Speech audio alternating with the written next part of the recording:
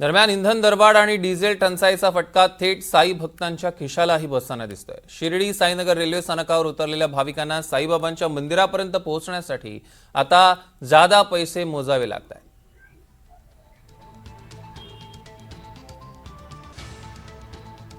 तर रेल्वे स्थानकावर वाहनच मिळत नसल्याने भाविक त्रस्त झालेले आहेत। याच परिस्थितीचा आढावा घेतला आमचे प्रतिनिधी सुनील दवांगे यांनी। 10 दिवसांमध्ये इंधनाचे दर हे तिसऱ्यांदा वाढलेले आहेत। सध्या आपण साईनगर रेल्वे स्टेशनवरती आहोत।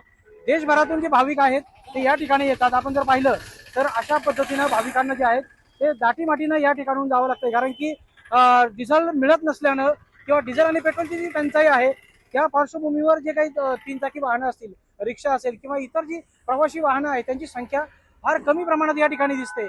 त्यामुळे जे भाविक असतात त्यांना एकाच वाहनात ऍडजस्ट करून या ठिकाणी यावं जावं लागतं। सध्या आपण जर पाहिलं तर साईनगर रेल्वे स्टेशनवर जी काही वाहनं येतात, मुळातच शिर्डीचं देवस्थान हे आंतरराष्ट्रीय देवस्थान आहे।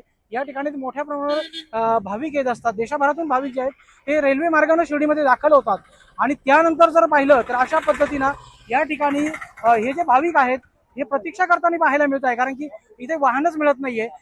जे काही वाहनं येत आहेत ते बी चढादामाने या ठिकाणी जे भाडं आहेत ते घेताना पाहायला मिळत आहे। वाहनाची भर उन्हामध्ये वाहनाची प्रतीक्षा करताना काही भाविक या ठिकाणी आपल्याला पाहायला मिळत आहे। शिर्डी आणि अहिल्यानगर जिल्ह्यामध्ये खास करून इंधन टंचाई जी आहे ती मोठ्या प्रमाणात जाणवते। पेट्रोल एक वेळेस काही पंपांवर मिळतंय, मात्र डिझेल कुठेही मिळत नसल्यानं जे डिझेलवर चालणारी जी वाहनं आहेत, जी भाडोत्री वाहनं होती ती वाहनं या ठिकाणी येत नाही आणि अशा पद्धतीने भाविक जे आहेत ते प्रतीक्षा करताना आपल्याला पाहायला मिळत आहे की आप कहाँ से आए हो और क्या इधर ऑटो मिल रहा है? नहीं, ऑटो तो नहीं मिल रहा है। आप कहाँ से आए हो? मुंबई से। मुंबई से। ताई, तुम्ही कुठून आलेला आहात आणि तुम्ही कुठून आलेला आहात आणि काय वाटतं, एकंदरीत ऊन आहे, रिक्षा मिळत नाहीये? हो, ऊन खूप आहे, रिक्षा मिळत नाहीये, गैरसोय थोडी झालेली आहे आमची पण। आम्ही आता बससाठी थांबलोय, मुंबईवरून आलोय आम्ही। देवळात जायचं, आम्हाला 12ची आरती अटेंड करायची आहे, पण आता व्हेकलच नाहीये मिळत। इंधन दरवाढ झाली 10 दिवसात तिसऱ्यांदा, भाव वाढलेले आहे, इंधन टंचाई आहे, इथे ऑटो रिक्षा मिळत नाहीये। हो, ऑटो रिक्षा मिळत नाहीये, इंधन वाढलंय तर बरोबर आहे, पण ऑटो रिक्षा मिळत आहे, आमची गैरसोय व्हायला लागली। आता काहीतरी आता याच्यावरती उपाय केला पाहिजे ना। व्हेकलची सोय व्हायला पाहिजे होती, पब्लिक व्हेकल। व्हेकल येतात इथं, कारण की भाडोत्रीची वाहनं आहेत ती येतात, मात्र इंधनच मिळत नसल्यानं या ठिकाणचे वाहनं जी आहेत ती या ठिकाणी ते आहे इंधनाचं, सीएनजीच्या वगैरे पण अवेलेबल नाही आहेत, आता काहीच नाही आहे। इलेक्ट्रिक गाड्या तरी अवेलेबल करायला पाहिजे। म्हणजे एकंदरीत जर म्हटलं तर देशभरातून जे भाविक आहेत ते शिर्डीला दर्शनासाठी येतात।